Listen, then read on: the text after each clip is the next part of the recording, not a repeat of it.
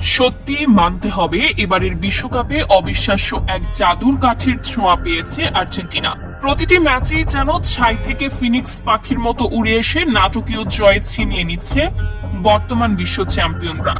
সুইজারল্যান্ডের বিপক্ষে কোয়ার্টার ফাইনালের এই মহারণেরও তার কোনো ব্যতিক্রম হলো না। আলভারেজের অবিশ্বাস্য গোল, অতিরিক্ত মিনিটের চরম নাটকীয়তা আর শেষ মুহূর্তে লাউতারো মার্টিনেজের বুলেট গতির শট, সব মিলিয়ে রীতিমতো রুদ্ধশ্বাস এক থ্রিলারে সুইজারল্যান্ডকে কাঁদিয়ে সেমিফাইনাল নিশ্চিত করল লিওনেল মেসির আর্জেন্টিনা।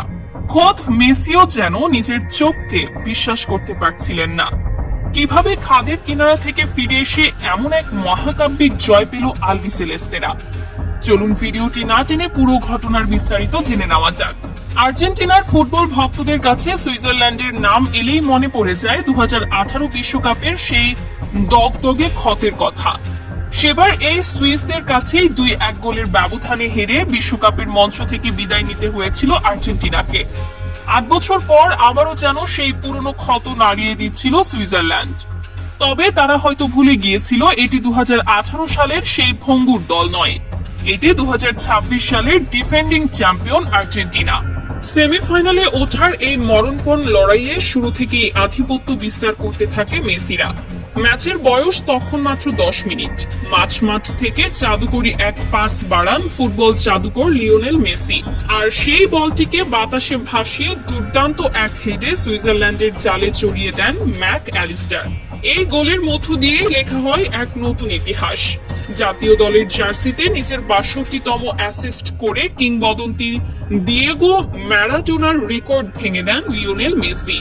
প্রথমার্ধ জুড়ে আক্রমণ আর পাল্টা আক্রমণের পর 1-0 গোলের লিড নিয়েই বিরতিতে যায় স্কালোনির শিষ্যরা।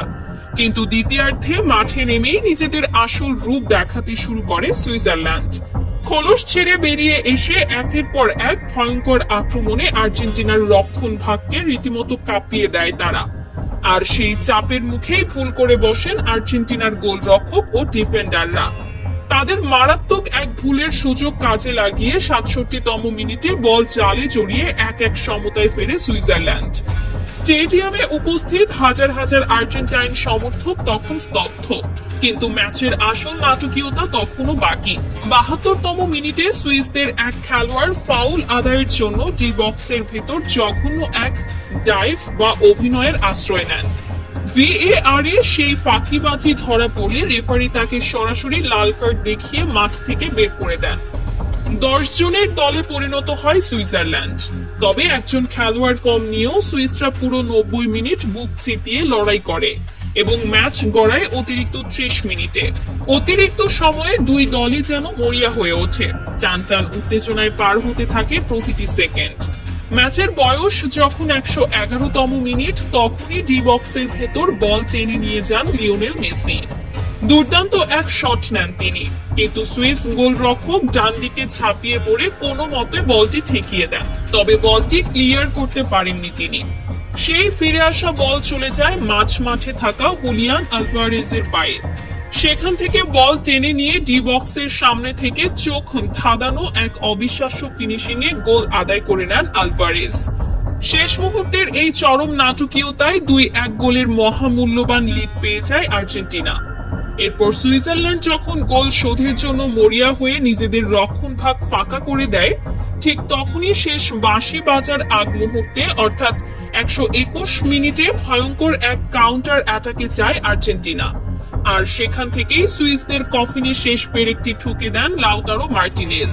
তার এই বুলেট গতির গোলে স্কোর লাইন দাঁড়ায় 3-1। অতিরিক্ত মিনিটের এই জোড়া গোলে সুইজারল্যান্ডকে 3-1 ব্যবধানে উড়িয়ে দিয়ে এবারের বিশ্বকাপের সেমিফাইনাল নিশ্চিত করল চ্যাম্পিয়ন আর্জেন্টিনা। আর সেই সঙ্গে সেমিফাইনালে আর্জেন্টিনার প্রতিপক্ষ হিসেবে চূড়ান্ত হলো শক্তিশালী ইংল্যান্ড। দর্শক, সুইজারল্যান্ডের বিপক্ষে আর্জেন্টিনার এই খাদের কিনারা থেকে ফিরে আসা জাদুকরী জয়কে আপনি কিভাবে দেখছেন? সেমিফাইনালে শক্তিশালী ইংল্যান্ডের বিপক্ষে কি মেসিরা এই জয়ের ধারা অব্যাহত রাখতে পারবে? আপনাদের অত্যন্ত সুচিন্তিত মতামত অবশ্যই নিচে কমেন্ট বক্সে লিখে জানাবেন। ভিডিওটি ভালো লাগলে একটি লাইক দিন এবং বিশ্বকাপের এমন সব রোমাঞ্চকর খবর সবার আগে পেতে চ্যানেলটিতে সাবস্ক্রাইব করে পাশে থাকা বেল আইকনটি বাজিয়ে রাখুন। ধন্যবাদ সবাইকে।